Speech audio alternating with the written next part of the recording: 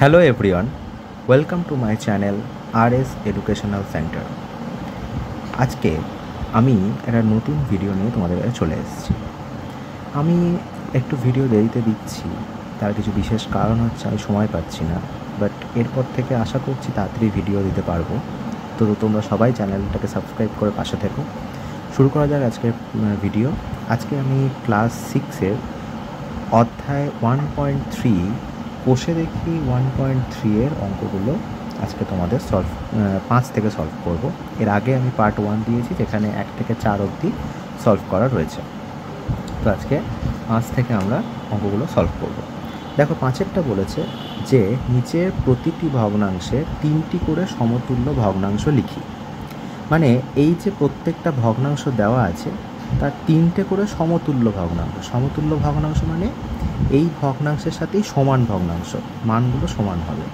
সমান ভগ্নাংশ 3টি আমাদের লিখতে হবে। তাহলে প্রথমে দিয়েছে 1/5, তারপরে 2/5, তারপর 1/1/3, 6/1/6, 3/4/5। তো এই সবকটার প্রত্যেকটির 3টি করে সমতুল্য ভগ্নাংশ কী করে বার করতে হয় বা কী হবে সেটা আমরা দেখে নিই। চলো আমরা দেখে নিই যে কী করে বার হবে। দেখো, 1/5 সমতুল্য ভগ্নাংশ। সমতুল্য মানে সমান মান হবে, 1/5 সাথেই তার মান সমান হবে। এই সমতুল্য ভগ্নাংশ কী কী করেছি? 2/10, 3/15, 4/20। এবার দেখো, 2/10টা পেলাম কোথা থেকে? 1/5কে উপর নিচে যদি 2 দিয়ে গুণ করি 2/10, যদি 3 দিয়ে গুণ করি 3/15, যদি 4 দিয়ে গুণ করি 4/20। তো এইভাবে যে ভগ্নাংশটা দেওয়া থাকবে তার উপর নিচে একই সংখ্যা দিয়ে যদি আমি গুণ করতে যাই, 2, 3, 4, 5 এভাবে গুণ করতে যাই, এবং যে ভগ্নাংশগুলো পেতে থাকবো সেগুলোই হবে এর সমতুল্য ভগ্নাংশ। ঠিক একইভাবে 2/5 এর সমতুল্য ভগ্নাংশ কী করে পাবো? 2/5কে উপর নিচে 2 দিয়ে গুণ করলে 2 2 4, 5 2 10, 4/10। 2/5কে উপর নিচে 3 দিয়ে গুণ করলে 3 2 6, 3 5 15, 6/15। 2/5কে 4 দিয়ে গুণ করলে উপর নিচে 4 2 8, 4 5 20, 8/20। ঠিক একইভাবে 1/1/3 এটাকে আমরা আগে ভগ্নাংশে ভেঙে নেব। 4/3, 4/3 সমতুল্য ভগ্নাংশ কী হবে? উপর নিচে 2 দিয়ে গুণ করলে 4 2 8, 3 2 6, 4 3 12, 3 3 9, 4 4 16, 4 3 12। তো একইভাবে 6/1/6 যেটা 37/6 এর সমতুল্য ভগ্নাংশ হবে 74 12, 111 18 আর 148 24। একইভাবে 3/4/5 এর সমতুল্য, এটাকে ভগ্নাংশে ভাঙলে হবে 19/5 এবং এর সমতুল্য ভগ্নাংশ হবে 38/10, 57/15 আর 76/20। তো এইভাবে আমরা সমতুল্য ভগ্নাংশটা বের করতে পারবো যদি কোনো ভগ্নাংশ দিয়ে দেয় এবং বলে দেয় যে সমতুল্য ভগ্নাংশ করতে হবে, তো আমাদের এইভাবে বার করতে হবে। উপর নিচে একই সংখ্যা দিয়ে গুণ করতে যাবো।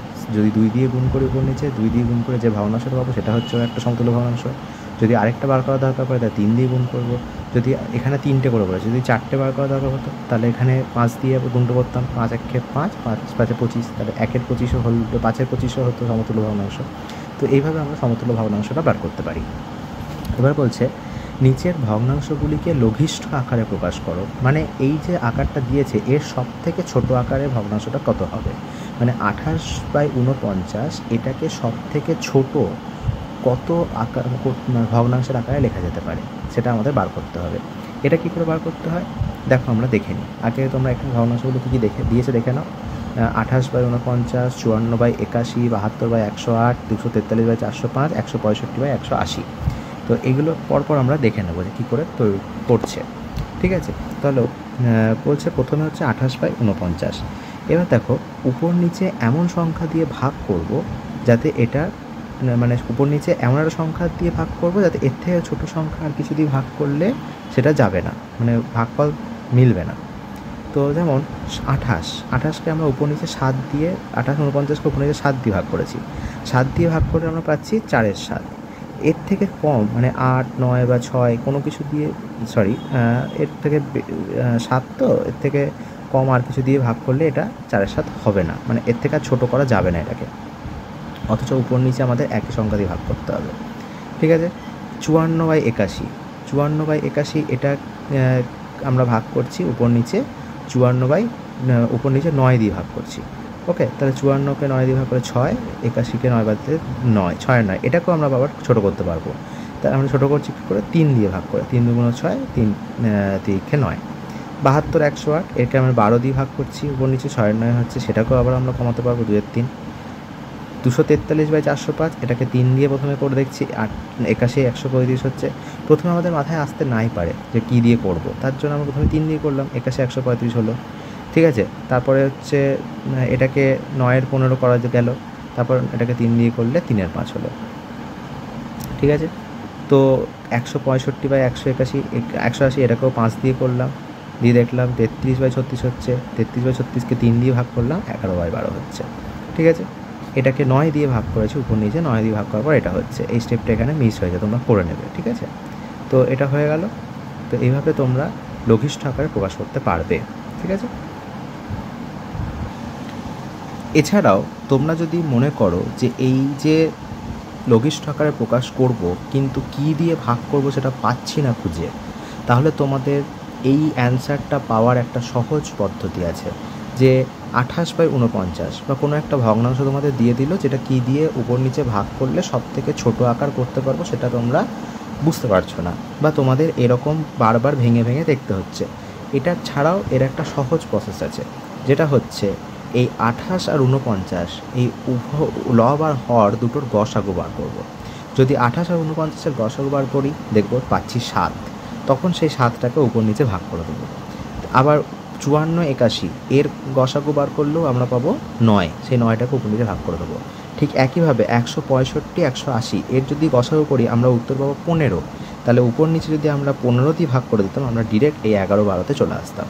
তো এইভাবে তোমরা লব আর হরের উপর নিচকে যদি সেই গসাগু করে দাও এবং গসাগু দিয়ে যদি উপর নিচকে ভাগ করো, তাহলে তোমরা লঘিষ্ঠ আকারটা পেয়ে যাবে। এইভাবে তোমরা করলে তোমাদের সুবিধা হবে, ঠিক আছে। যেহেতু আমি এটা ডিরেক্ট চোখের দেখাতে বুঝতে পারছি যে এটা ছোট, সব থেকে ছোটো কত হতে পারে, তার জন্য ভাগটা করেছি।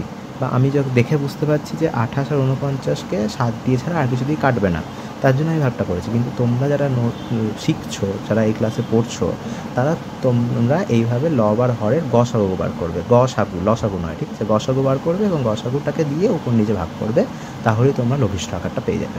ওকে, চলে যাই এবারে পরের অঙ্কতে। পরের অঙ্ক 7 দাগের অঙ্কগুলো বলেছে ঊর্ধ্বক্রমে সাজাও, মানে ছোট থেকে বড় সাজাতে হবে। ঊর্ধ্বক্রম মানে ছোট থেকে বড়, অধক্রম মানে বড় থেকে ছোট। তাহলে ঊর্ধ্বক্রমে সাজাতে হবে। এই যে ভগ্নাংশগুলো দিয়েছে তাকে ঊর্ধ্বক্রমে সাজাতে হবে, মানে আগে ছোট, তারপর আরেকটু বড়, তারপর আরেকটু বড়। তো এইটা আমরা দেখব, প্রত্যেকটা অঙ্কই আমরা দেখে নেব খাতায়। চলো দেখে নেওয়া যাক। প্রথমে বলছে যে 7-এর 2 7-এর 4 7-এর 5। প্রথমে আমরা কি করব, নিচেরগুলোর লসাগু করে দেবো। লসাগু করে দিলাম, পেলাম কত 20।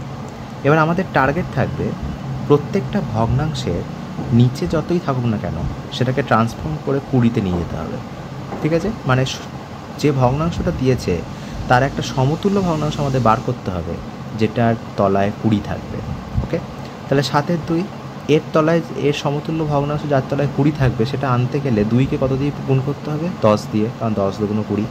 2কে যদি 10 দিয়ে গুণ করতে হয় তাহলে 7কেও 10 দিয়ে গুণ করতে হবে, তাহলে কী পেলাম 70/20, তলায় কিন্তু 20 চলে এলো।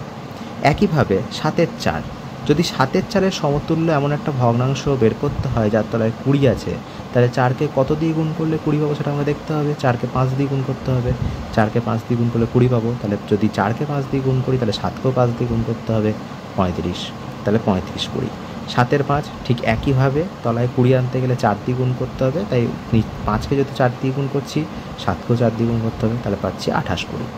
এবার বলছে ভগ্নাংশগুলিকে ছোট থেকে বড়তে সাজাবো। এবার দেখো প্রত্যেকটা ভগ্নাংশে যখন নিচেরটা সমান হয়ে যাচ্ছে তখন আমরা কিন্তু উপরেরটার উপর বেস করে সেটাকে ছোট বড় সাজাতে পারবো। তাহলে এবার এই ভগ্নাংশ কটার কিন্তু নিচেরটা সমান হয়ে গেল, তাহলে আমরা উপরেরটার উপর বেস করে কে ছোটো কে বড়ো বলতে পারি। তাহলে সব থেকে ছোটো হচ্ছে 28, তারপর আরেকটু ছোটো বড়ো হচ্ছে 35, তারপর আরেকটু বড়ো হচ্ছে 70। তাই আমরা প্রথমে ছোটো থেকে বড়ো সাজিয়ে নিলাম এই ভগ্নাংশগুলোকে, 28/20, 35/20, 70/20। এবার 28/20 মানে কত, 7/5 লিখলাম। 35/20 মানে কত, 7/4 লিখলাম। আর 70/20 মানে কত, 7/2। তাহলে এইভাবে আমরা পেয়ে গেলাম এর ছোট থেকে বড় সাজানোটা। ওকে, এইবার বড় মানে তোমরা জানো যে এটা বড় হয় তার দিকে হাঁটা বেশি থাকে। তোমরা এটা লিখতেও পারো যে ছোটো থেকে বড় সাজিয়ে কমা দিয়ে লিখতে পারো, এইরকমভাবে একবারে অ্যান্সারটাও লিখতে পারো, কোনো অসুবিধা নেই। ওকে, ঠিক একইভাবে 5×3-এর 4, 5×5-এর 9, 5×8-এর 12 এগুলোকে আমরা মিশ্র ভগ্নাংশ থেকে এই নর্মাল ভগ্নাংশে নিয়ে এসেছি এবং তার তলাটা লসাগু করেছি, লসাগু করে নিচটাকে সমান করার চেষ্টা করেছি। দেখছি যে প্রত্যেকটা ভগ্নাংশকে হরটাকে সমান করতে গেলে আমাদের 36 করতে হচ্ছে। গুণ করে করে দেখেছি যে কত দিয়ে গুণ করলে 36 হবে। এটাকে 9 দিয়ে করলে 36, 9কে 4 দিয়ে করলে, 12কে 3 দিয়ে করলে 36 হচ্ছে। তো সাজিয়ে নেওয়ার পর আমরা এর বেসিসে একটা ছোটো থেকে বড় সাজিয়েছি। প্রথমে 200, তারপর 204, তারপর 207 এবং 204 মানে হচ্ছে 68। প্রথমে 200, তারপর 200 মানে হচ্ছে 50/9, তারপর 68/12, তারপর 23/4। তো একইভাবে আমরা 50/9 মানে আমরা দেখেছি 50/9 মানে হচ্ছে 5 পূর্ণ 5-এর 9, সেটা বসিয়েছি। একইভাবে মিশ্র ভগ্নাংশ করে বসিয়ে দিয়েছি এবং উত্তর লিখে দিয়েছি। এর পরের অঙ্ক সি এর দাগেরটা 1 পূর্ণ 1-এর 5, সেটাকে আমরা ট্রান্সফর্ম করে নিয়েছি নর্মাল ভগ্নাংশে। 6-এর 5 1 পূর্ণ 1-এর সাথে 8-এর সাথে হয়ে গেছে, 1 পূর্ণ 1-এর 8 9-8 হয়ে গেছে। এরপর আমরা লসাগু করে নিয়েছি 5, 7 আর 8-এ লসাগু করে নিয়েছি, লসাগু হয়েছে 280। তো এবার আমরা চেষ্টা করব যে নিচের হরটাকে 280 করার। তা 6-এর 5 এটাকে 56 দিয়ে গুণ করলে 280, 8-এর 7 এটাকেও 40 দিয়ে গুণ করে 280, আর 9-এর 8 এটাকে 35 দিয়ে গুণ করলে 280। তো এবার বলতে পারি যে ভগ্নাংশগুলোকে ছোটো থেকে বড় সাজিয়ে আমরা কী পাই, যে আগে 315 আসছে, তারপর 320 আসছে, তারপর 336 আসছে। 315 বলতে বোঝাচ্ছে 9-এর 8, আর 320 8-এর 7, আর 336 6-এর 5। তো 9-এর 8 বলতে আমরা 1 পূর্ণ 1-এর 8 বোঝাচ্ছে, 8-এর 7 বলতে 1 পূর্ণ 1-এর 7, 1 পূর্ণ 1-এর 5, 6-এর 5 বলতে। তো এটা হচ্ছে আমাদের অ্যান্সার। তো একইভাবে 1-এর 3, 4-এর 5 আর 7-এর 15 এটাকেও আমরা হরগুলোকে লসাগু করে নিয়েছি, লসাগু করে পেয়েছি 15। তার মানে আমাদের সব করা নিচে 15 করতে হবে। তো 3কে 5 দিয়ে গুণ, 4কে 5, 5কে 3 দিয়ে, 15কে 1 দিয়ে গুণ করে আমরা পেয়েছি। ভগ্নাংশ ছোটো বড়ো সাজিয়েছি এবং সেটাকে তার পরিপ্রেক্ষিতে লিখেছি এবং তার অ্যান্সার বার করেছি। এই একটাও একইভাবে লসাগু করেছি, লসাগু বেরিয়েছে 28 এবং সেটাকে সবার নিচে 28 আনতে হয়েছে এবং তারপর আমরা ছোটো বড়ো সাজিয়ে অ্যান্সার বার করেছি। এফেরটাও আমরা করেছি, যে আগে মিশ্র ভগ্নাংশ থেকে সাধারণ ভগ্নাংশে নিয়ে এসেছি, সেখান থেকে আমরা লসাগু বার করেছি 90 ও সবার তলায় 90 এনেছি গুণ করে, এবং ভগ্নাংশগুলোকে ছোটো থেকে বড়ো সাজিয়েছি এটার হিসেবে, তারপর সেটাকে আমরা এটার হিসেবে সাজিয়েছি, তারপর এখান থেকে আমরা মিশ্র ভগ্নাংশ করে অ্যান্সারটা বার করেছি। ওকে, জিএরটাও ঠিক একইভাবে করা হয়েছে, যে সবকটা লসাগু করে পেয়েছি 40 সব করার নিচে এনেছি, তারপর সেটাকে এটার সাপেক্ষে সাজানো হয়েছে ছোটো থেকে বড়, তারপরে আমরা এটার সাপেক্ষে বড় থেকে ছোটো থেকে বড় সাজিয়েছি, এবং এইটা মানেই হচ্ছে আর কোনো এখানে মিশ্র নেই, তাই মিশ্র করা দরকার নেই।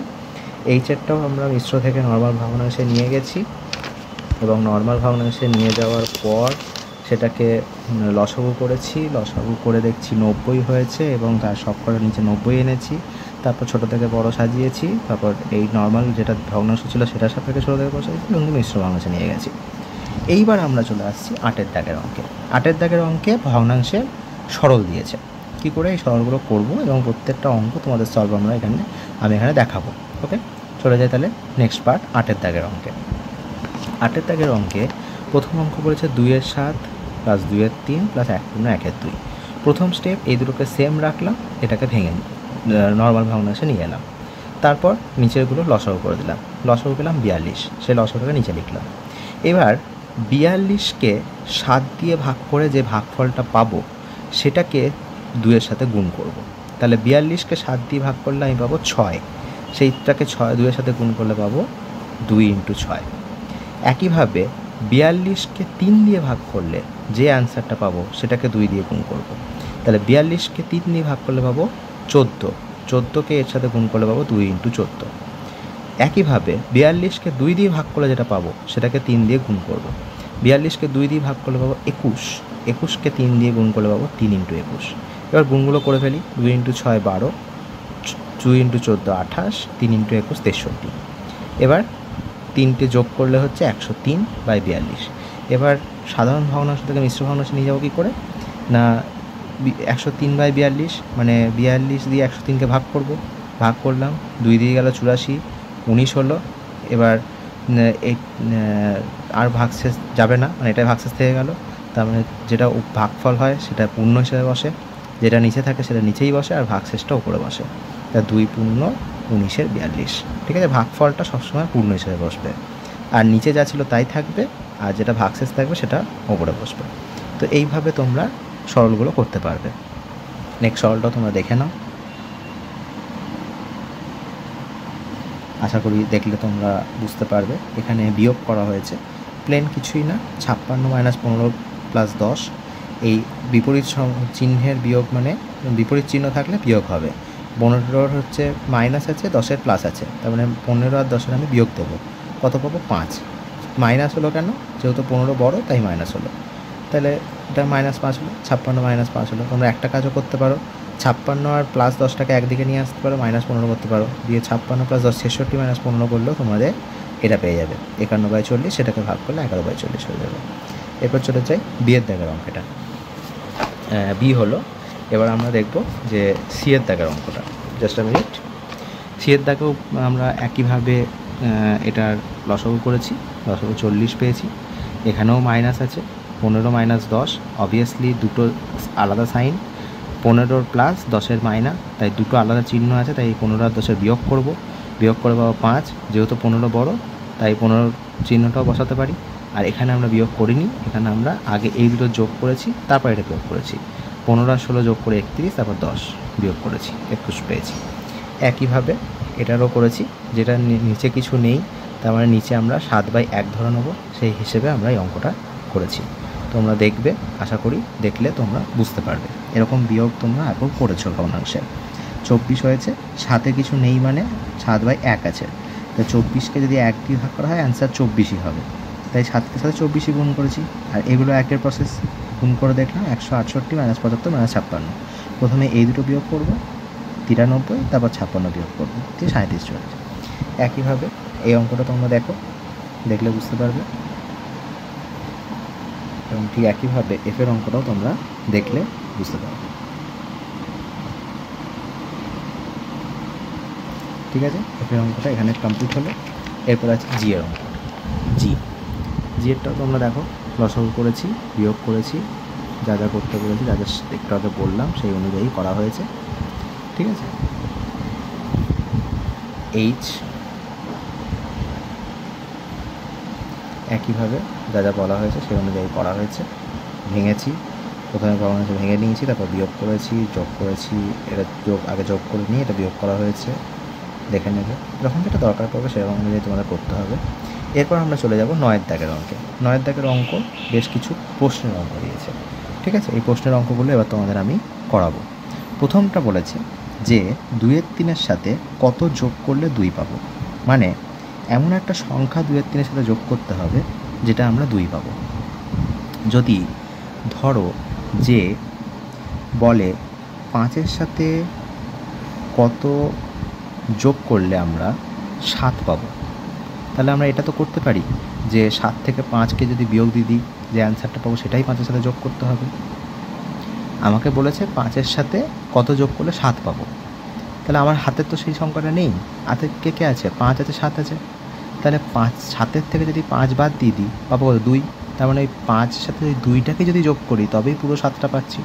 ঠিক একইভাবে এই অঙ্কটার ক্ষেত্রেও তাই করতে হবে। 2-3 সাথে কত যোগ করলে 2 পাবো, তাহলে নিশ্চয়ই 2-3 তো 2-এর থেকে ছোটো, তাহলে 2 থেকে যদি 2-3 বাদ দিয়ে দিই, দিয়ে যে ভগ্নাংশটা আমি পাবো সেটাকে যদি 2-3 সাথে যোগ করি আমরা 2 পেয়ে যাবো। সেটাই আমরা করেছি, দেখে নাও। বলছে 2 থেকে আগে 2-3টাকে বাদ দিয়েছি, 2-3টাকে বাদ দিয়ে আমরা করছি কি, 3 লসাগু হলো, নিচে কিছু নেই মানে 1 আছে, 3কে 1 দিয়ে গুণ করলে ভাগ করলে 3ই হয়, তাই 2-এর সাথে 3 গুণ করলে 6 হচ্ছে, আর 3 আছে, ভাগ করলে 1 হয়, তাই 2-এর সাথে 1 গুণ করলে 1 হয়, তাই 6 - 2 = 4-এর 3। তাহলে আমি বলতে পারি যে এই 4-এর 3টাকে যদি 2-3 সাথে যোগ করে দিই তাহলে 2 পেয়ে যাবো। তোমরা করেও দেখতে পারো, 4-3 আর 2-3 যোগ করে দাও, 3 লসাগু হয়ে 3 থাকবে, উপরে সে যোগ হয়ে যাবে, 4 + 2 6, 6/3 কেটে যাবে, 3 2 × 6 2 হবে অ্যান্সার। ঠিক আছে, এর পরের অঙ্ক বলেছে আজ টিফিনের সময় স্কুলের সম্পূর্ণ ভর্তি জলের ট্যাঙ্কের 1/4 অংশ জল খরচা হয়েছে। স্কুলে যে জলের ট্যাঙ্কটা ছিল তার 1/4 অংশ জল খরচা হয়েছে টিফিনের সময়। ছুটির সময় দেখা গেল আরও 1/3 অংশ জল খরচ হয়ে গেছে। ছুটির পরে ট্যাঙ্কে কত জল পড়ে আছে? ভালো করে অঙ্কটা বোঝো। স্কুলে যখন টিফিন টাইম তখন ট্যাঙ্কের জলের 1/4 অংশ খরচ হয়ে গেছে। স্কুল যখন ছুটি হলো তখন ট্যাঙ্কের যা জল ছিল তার 1/3 অংশ খরচ হয়ে গেছে। এখন তোমাকে জানতে চেয়েছে যে ট্যাঙ্কের মধ্যে আর কতটা জল পড়ে আছে। এটা জানতে চাইনি যে ট্যাঙ্কের থেকে মোট কত জল খরচ হয়েছে, জানতে চেয়েছে ট্যাঙ্কে কত জল পড়ে রয়েছে। তাহলে আমাদের আগে হিসেব করতে হবে যে ট্যাঙ্ক থেকে মোট কত জল খরচ হয়েছে এবং সম্পূর্ণ যে জল ছিল সেখান থেকে যেটা খরচ হয়েছে সেটাকে যদি আমি বাদ দিয়ে দিই তাহলে বলতে পারবো যে এই পরিমাণ জলটা এখনও পড়ে রয়েছে। তার জন্য আমাদের কী কী করতে হবে? আমাদের প্রথমে লিখতে হবে যে টিফিনের সময় ট্যাঙ্কের জল খরচ হয়েছে 1/4 অংশ, ছুটির সময় ট্যাঙ্কের জল খরচ হয়েছে 1/3 অংশ। তাহলে মোট ট্যাঙ্কের জল কত শেষ হয়েছে? 1/4 প্লাস 1/3। এরকম যোগ তোমাদের একটু আগে দেখালাম। নিচেরটা যাই ওপর নিচে লসাগু করলে নিচের দিকে লসাগু করলে পাবো 12 এবং 12কে যদি 4 দিয়ে ভাগ করি 3, একের সাথে 3 দিয়ে গুণ করলে 3, 12কে যদি 3 দিয়ে ভাগ করি পাবো 4, একের সাথে 4 গুণ করলে 4, 7/12 অংশ। এবার বলছে আমরা জানি ট্যাঙ্কের মোট জল ছিল, আমাদের সবসময় ধরে নিতে হবে মোট অংশ সমান 1 অংশ বা মোট পরিমাণ সমান 1 অংশ। তাহলে ধরে নিচ্ছি যে ট্যাঙ্কে মোট জল ছিল 1 অংশ, ছুটির পরে ট্যাঙ্কে জল পড়ে আছে, এই জলটা খরচা হয়ে গেছে। তাহলে সেই 1 অংশ থেকে যদি আমি এই জলটা বাদ দিয়ে দিই তাহলে কত জল পড়ে আছে পেয়ে যাবো। 1 অংশ পুরো জল ছিল, সেখান থেকে 7/12 অংশ খরচা হয়ে গেছে, 12 দিয়ে দিলাম, 12 লসাগু, 12 × 12 - 7, 5/12 অংশ। তাহলে বলতে পারি যে ছুটির পরে 5/12 অংশ জল পড়ে আছে। এর পরের প্রশ্ন বলেছে আজ টিফিনে আমি কেক নিয়ে গেছিলাম, আমার 2 বন্ধু আয়ুষ এবং শাবানা আমার কেকের যথাক্রমে এত অংশ এবং এত অংশ খেলো। যথাক্রমে মানে আগে আয়ুষের অংশটা আমি বলেছে, তারপর শাবানার অংশটা বলেছে। তাহলে আয়ুষ খেয়েছে 1/3 অংশ, শাবানা খেয়েছে 2/5 অংশ। কেকের বাকি অংশটা আমি খেলাম, কে বেশি কেক খেলো হিসাব করি। তাহলে আগে আমাদের প্রথমে হিসাব করতে হবে শাবানা আর আয়ুষ মিলে মোট কত অংশ কেক খেয়েছে। মোট কেক 1 অংশ, তার থেকে কত অংশ বাকি ছিল এবং বাকি অংশটা আমি খেয়েছি, তার মানে আমি কত অংশ খেয়েছি ওটা পেয়ে যাব। তখন আমি বলতে পারবো যে কেক বেশি খেয়েছে। চলো আমরা অঙ্কে চলে যাই। আমরা জানি যে মোট কেকের পরিমাণ সমান 1 অংশ। তাহলে আয়ুষ কেক খেলো 1/3 অংশ এবং শাবানা কেক খেলো 2/5 অংশ। 2 বন্ধু মিলে মোট কত কেক খেলো? 1/3 + 2/5 সমান 11/15 অংশ। তাহলে আমি কত অংশ কেক খেলাম? আমি খেয়েছিলাম বাকি কেকটা, মানে সম্পূর্ণ কেক সমান 1 অংশ, সেখান থেকে 11/15 অংশ খাওয়া হয়ে গেছে। তার মানে আর পড়ে রয়েছে কত? 1 অংশ থেকে যদি আমি 11/15 অংশটাকে বাদ দিয়ে দিই তাহলে যে অংশটা কেকের পড়ে থাকবে সেটাই আমি খেয়েছি, কারণ আমি বাকি কেকটা খেয়েছি। তো আমি খেলাম 1 - 11/15 মানে 4/15 অংশ। এবার বলেছে কে বেশি কেক খেলো। কে বেশি কেক খেলো হিসেব করার জন্য আমাকে দেখতে হবে এই ভগ্নাংশগুলোর মধ্যে কে বড়। তার মানে আমার হাতে কী কী ভগ্নাংশ আছে? আয়ুষ খেয়েছে 1/3 অংশ, শাবানা খেয়েছে 2/5 অংশ আর আমি খেয়েছি 4/15 অংশ। আমার হাতে 3টে ভগ্নাংশ রয়েছে, 1/3, 2/5, 4/15। একটু আগে আমরা দেখে এসেছি ভগ্নাংশকে ছোট থেকে বড় কী করে সাজাতে হয়। আমরা এখানে সেটা অ্যাপ্লাই করব এবং কে বড়, তার থেকে কে ছোট, তার থেকে কে একদম ছোটো কে, সেটা আমরা দেখব। প্রথমে আমরা কী করব? প্রত্যেকটা ভগ্নাংশের নিচেরগুলোকে লসাগু করে দেবো। লসাগু করে কত পেলাম? 15। তার মানে আমাদের প্রত্যেকটা ভগ্নাংশের নিচে 15 আনতে হবে। 1/3 তার নিচে 15 আনতে গেলে 5 দিয়ে গুণ করতে হবে, উপর নিচকে করেছি। 2/5 নিচে 15 আনতে গেলে 3 দিয়ে গুণ করতে হবে, উপর নিচকে করেছি। 4/15 নিচে 15 আনতে গেলে 1 দিয়ে গুণ করলেই হবে, তাই 1 দিয়ে গুণ করেছি। এবার এই ভগ্নাংশটাকে যদি আমরা বড় থেকে ছোট সাজাই, সব থেকে বড় কে? 6/15, তারপর একটু বড় 5, তারপর একটু ছোটো হচ্ছে 5/15, তারপর একদম ছোটো 4/15। 6/15 মানে 2/5, তারপরে 5/15 মানে 1/3, 4/15 মানে 4/15। তাহলে 2/5 বড় সব থেকে, তার থেকে একটু ছোটো 1/3, তার থেকে একদম ছোটো 4/15। তাহলে সব থেকে বেশি কে? 2/5। তাহলে সব থেকে বেশি অংশ কে খেয়েছে? শাবানা খেয়েছে, কারণ শাবানা 2/5 অংশ খেয়েছে। 2/5 যেহেতু বড়, তাই শাবানা সবচেয়ে বেশি কেক খেয়েছে। এইভাবে আমরা ক্যালকুলেশন করে অঙ্কটা করে ফেলতে পারবো। এর পরের অঙ্ক বলেছে যে রতনবাবু তার 25 বিঘা জমির মধ্যে 16 বিঘা জমিতে পাট চাষ করেছেন। উষা দেবী তার 15 বিঘা জমির মধ্যে 8 বিঘা জমিতে পাট চাষ করেছেন। রতনবাবু এবং উষা দেবী তাদের জমির কত অংশে পাট চাষ করেছেন আর কে বেশি পরিমাণ পাট চাষ করেছেন হিসেব করতে হবে। প্রথম বলেছে রতনবাবু এবং উষা দেবী তার জমির কত অংশে পাট চাষ করেছেন। 25 বিঘা জমির 16 বিঘা জমিতে পাট চাষ করেছেন, আমাদের এটা ভগ্নাংশে নিয়ে যেতে হবে। আর 15 বিঘা জমির মধ্যে 8 বিঘা জমিতে পাট চাষ করেছেন, এটাকেও ভগ্নাংশে নিয়ে যেতে হবে, দিয়ে অংশটা বার করতে হবে। তাহলে দেখে নিই কী করে করতে হবে। দেখো অঙ্কটা কিন্তু খুব ভালো করে বুঝতে হবে। রতনবাবু তার জমির 25 বিঘা জমির মধ্যে 16 বিঘা জমিতে পাট চাষ করেছেন। তাহলে রতনবাবু তার জমির পাট চাষ করেছেন মোট 25 বিঘা, সেটা নিচে বসেছে। আর কত বিঘা জমি পাট চাষ করেছেন? 16টা উপরে বসেছে, তাই ভগ্নাংশে করলে হবে 16/25 অংশ। উষা দেবী 15 বিঘা জমির মধ্যে 8 বিঘা জমিতে পাট চাষ করেছেন, তাহলে মোট 15 বিঘা, তার মধ্যে 8 বিঘা জমিতে পাট চাষ করেছেন, তাহলে ভগ্নাংশ করলে হবে 8/15। যেটা মোট সেটা নিচে বসবে, তার মধ্যে যতটা করেছে সেটা উপরে বসেছে। এইবার 16-র 25 আর 8-এর 15 এর মধ্যে কে বড় সেটা আমাকে বার করতে হবে, কারণ কে বেশি জিজ্ঞেস করেছে। তাহলে 16-র 25 আর 8-এর 15, 25 আর 15 আমি লসাগু বার করেছি 75, দুটোরই নিচে 75 করতে হবে। তাহলে 25কে যদি 3 দিয়ে গুণ করি 75 হবে, তাই উপর নিচে 3 দিয়ে গুণ করেছি 48-এ 75 পেয়েছি। 15কে যদি 5 দিয়ে গুণ করি 75 হবে, তাই উপর নিচে 5 দিয়ে গুণ করেছি 40-এ 75 পেয়েছি। এইবার এই যে দুটো ভগ্নাংশ আমরা পেলাম তার সাপেক্ষে কে বড়, 48 বড়, 40 ছোটো। তাহলে 48 75 বড়, 40 75 ছোটো। 48 75 মানে কত, 16-ই 25, আর 40 75 মানে কত, 8-এর 15। তাহলে 16-র 25 বড়, 8-এর 15 ছোটো। এবার রতনবাবু তার জমির, প্রথম উত্তর হচ্ছে রতনবাবু তার জমি 16-র 25 অংশ পাট চাষ করেছে। দ্বিতীয় উত্তর উষাদেবী তার জমি 8-এর 15 অংশ পাট চাষ করেছে। আর কে বেশি যে পাট চাষ করেছে, অবশ্যই 16-র 25 বড়, তাহলে রতনবাবু বেশি পরিমাণ জমিতে পাট চাষ করেছেন উষাদেবীর থেকে। এভাবে অঙ্কটা তোমরা করতে পারো। এর পরের অঙ্ক দিয়েছে, আমার 15 মিটার লম্বা একটি সাদা ফিতে আছে, আমি 1/3 অংশ সেখান থেকে কেটে নিলাম, কত অংশ সাদা ফিতে পড়ে রইল আর সেটা কতটা লম্বা। 15 মিটার সাদা ফিতে আছে, 1/3 অংশ কেটে নিয়েছি, আমাকে আগে দেখতে হবে যে কেটে নেওয়ার পরে কত অংশ পড়ে রইল। আমরা জানি মোট সাদা ফিতেটা রয়েছে 1 অংশ, এই সাদা ফিতে থেকে 1/3 অংশ কেটে নিয়েছি, তাহলে পড়ে রয়েছে কত, 1 - 1/3, 2/3 অংশ, কারণ মোট 1 অংশ, সেখান থেকে 1/3 অংশ কেটে নিয়েছি, 2/3 অংশ পড়ে রয়েছে। মোট সাদা ফিতের দৈর্ঘ্য কত ছিল, 15 মিটার, এই 15 মিটার ফিতের 2/3 অংশ কেটে নিয়েছি, তাহলে কেটে নেওয়ার পর ফিতের অংশ পড়ে থাকবে কী করে, বার করবো কী করে, 15 মিটার ফিতের 2/3 অংশ, তাহলে 15 × 2/3 করলে আমি কত মিটার কেটে নিয়েছি পেয়ে যাবো, 15 × 2/3 10 মিটার কেটে নিয়েছি। ওকে, তো এখানে কষে দেখি 1.3 শেষ হলো। এরপরের দিন আমি 1.4 দশমিক ভগ্নাংশ এই চ্যাপ্টারটা শুরু করব। তোমাদের চ্যানেলটা ভালো লাগলে সাবস্ক্রাইব করে দিও, আমি আবার ভিডিও দেবো, এত ইরেগুলার ভিডিও আসবে না, এবার থেকে রেগুলার ভিডিও আসবে। Thank you.